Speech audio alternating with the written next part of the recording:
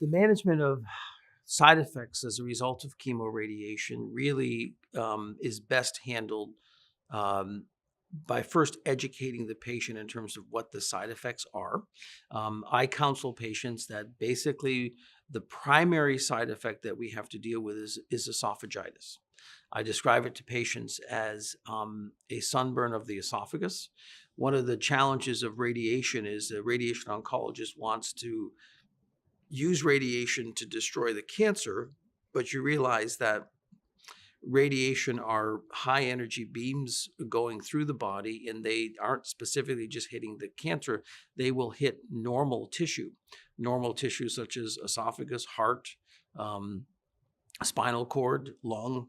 And the art of radiation oncology really is focused around how can I deliver the lethal dose to the cancer but avoid treating too much of the normal tissue, because it's really over treatment of normal tissue that causes toxicity. The organ that is most difficult to miss sometimes is the esophagus. And so esophageal symptoms are very common. Esophagitis is the number one side effect that we have to deal with. I say to patients, it's like a sunburn of your esophagus. And when you swallow, it hurts. And most humans don't like to do things that hurt. So they don't get in calories and they don't get in hydration. I tell them that for the first 2 weeks of radiation, if the normal course of radiation is 6 weeks, the first 2 weeks you're going to do fine. You tend not to see much esophageal symptoms in the first 2 weeks. And I say to them, around 2 weeks, you're going to start noticing that there's something different about your swallowing. It may initially feels like a knot, it may be pain, but you need to tell us about this, because then we start supportive care, pain relief, local soothants. Sometimes we use antifungal agents. I think reflux from the stomach can exacerbate it, so we use H2 blockers to prevent acid reflux. And if it hurts to swallow, you need pain medication, so you do swallow.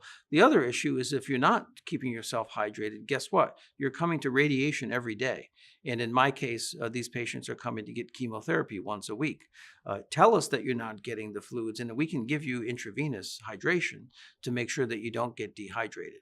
The management is educate the patients and expect the toxicity and be ready to manage it prospectively. It's okay. Patients can get through grade 1 esophagitis. The clinician wants to make sure they don't have grade 3 or 4 esophagitis, because then the patient has to get a treatment break, and that's bad. We want to make sure that we do everything that we can to get patients from point A, being the first day of radiation, to point B, the last day of radiation. That's a 6-week period roughly. And we want to make sure that they never miss a day of radiation. And the most common cause for missing radiation is esophageal toxicity. So be prospective and manage it carefully. Myelosuppression, you're giving chemotherapy, that has to be managed. The most common one is anemia. Patients may need blood transfusions. Fatigue is a problem. Radiation does have that kind of non-specific fatigue, as does chemotherapy. This is tough treatment for some patients. It is important to have a team. Starting with the medical radiation oncologist, but also the oncology nurse, the medical assistants, the radiation technologist. I say to patients, all your job is to get through this 6 weeks of radiation. You need to be a cheerleader. You need to, as I said, educate them. You need to say to them, no matter how bad you feel, you need to come in for your radiation. You come in, tell us how you're feeling, and we'll do whatever it takes to make you better. Our job is to get you through. There's very good evidence that if patients get through the planned treatment on time versus having breaks because of toxicity, that those patients that get through treatment have better long-term survival.